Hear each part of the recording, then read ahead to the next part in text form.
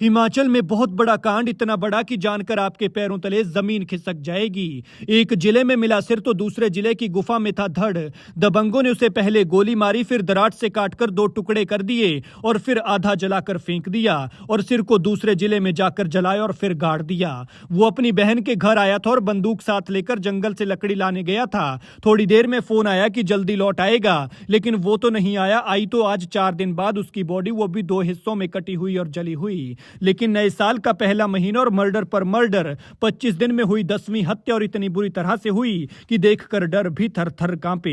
इस हत्याकांड को क्यों किया और कैसे अंजाम दिया, किस वजह से उसे मारा गया, हिलाकर रख देगी आपको इस केस की पूरी कहानी। कोई इंसान आखिर कितना निर्दयी हो सकता है? इतना बुरा तो शायद कोई राक्षस भी नहीं करेगा जितना बुरा इन शैतानों ने किया है कि पहले गोली मारकर उसे मौत के घाट उतारा, फिर गला काट कर 2 हिस्सों में बांटा और फिर धड़ को आधा जलाकर सिरमौर जिले में फेंक दिया हो और सिर सोलन में मिला हो। और तस्वीरों में पुलिस गिरफ्त में जिन 2 लोगों को आप देख रहे हैं, यही वो हैवान हैं जिन्होंने ये कांड किया है, बुरी तरह से उसे मारा है।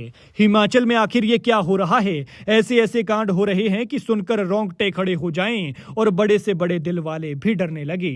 सुनकर लोग भी कह रहे हैं कि ऐसा तो पहले दूर दूर ही सुना करते थे, जो अब देवभूमि में होने लगा है। ये मामला सोलन और सिरमौर 2 जिलों से जुड़ा हुआ है। जानकारी के अनुसार सोलन पुलिस ने सिरमौर के पच्छाद के वासनी से एक अधजला शव बरामद किया और इस शव का सिर सोलन जिले में मिला है। मामला 21 जनवरी का है और सोलन पुलिस ने मर्डर की इस गुत्थी को महज 2 दिन में सुलझा लिया है। दरअसल 38 साल का सोमदत्त उर्फ सोनू सिरमौर के पलहेज पच्छाद का रहने वाला था। सोनू सोलन में अपने जीजा के घर आया था क्योंकि उसकी बहन बीमार थी। 21 जनवरी को सोनू जंगल की तरफ गया और कहा था कि लकड़ियां लाने जा रहा है। कुछ देर बाद सोनू बहन को फोन करता है कि थोड़ी देर में आएगा, लेकिन इसके बाद उसका फोन स्विच ऑफ हो जाता है। इसके बाद 23 जनवरी को परिजनों ने थाना सदर सोलन में गुमशुदगी की रिपोर्ट दर्ज करवाई थी, जिसके बाद पुलिस ने जांच की और शव को तलाश लिया गया। जांच में पता चला है कि हत्या के बाद शव को 2 हिस्सों में काटा गया और फिर अलग अलग जगह डंप करने की कोशिश की गई थी। बताया जा रहा है कि देऊघाट इलाके में 3 व्यक्ति शिकार करने गए थे।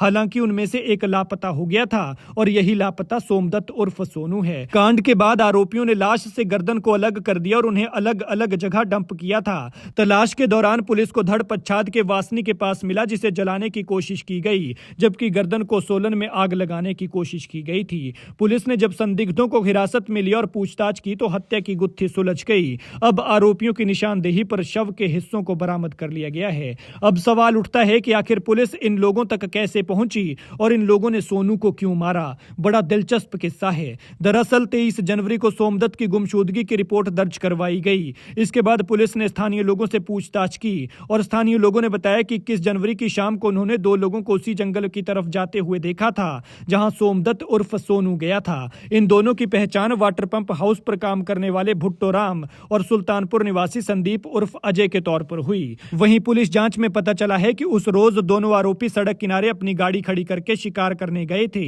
सोनू भी इनके साथ निकला था। शिकार के दौरान संदीप ने अपनी बंदूक से गोली चलाई, जो दूसरी तरफ शिकार खेल रहे सोनू के सिर में जाकर लगी। इससे उसकी मौके पर ही मौत हो गई। वारदात के बाद दोनों आरोपियों ने सबूत मिटाने के लिए लाश को अपने साथ रखे प्लास्टिक के कट्टे में डाल दिया।